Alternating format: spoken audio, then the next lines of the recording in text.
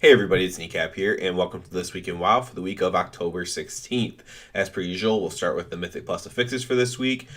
We have Fortified, Sanguine, and Grievous, and of course Infested this week. Kind of 2 weeks of pretty solid affixes in a row, after a couple weeks of maybe some not so solid affixes combinations. So another pretty good week to get your Mythic Plus in coming up here. So let's go ahead and talk about what's going on in the game this week.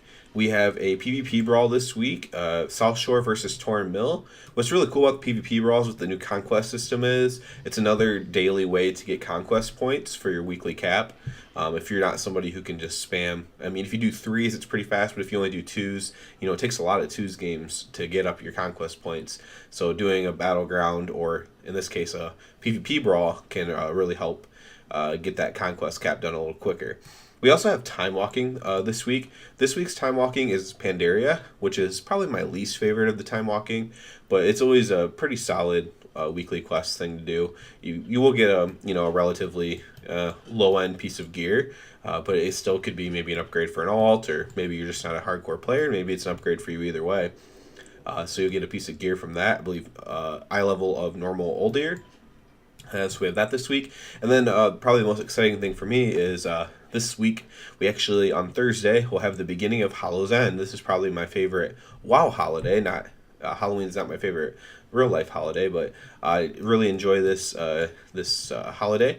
I enjoy going on my alts and going to the inns and getting the free experience just from doing the pumpkins and the inns.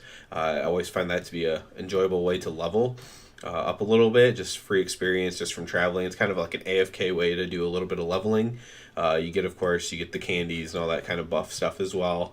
And then, of course, you have the Headless Horseman and everything like that, too. So it's always a neat event. It lasts a pretty decent amount of time, which is always good. I like the extra long holidays. That way you don't feel like you have to do it like all in a week or something like that.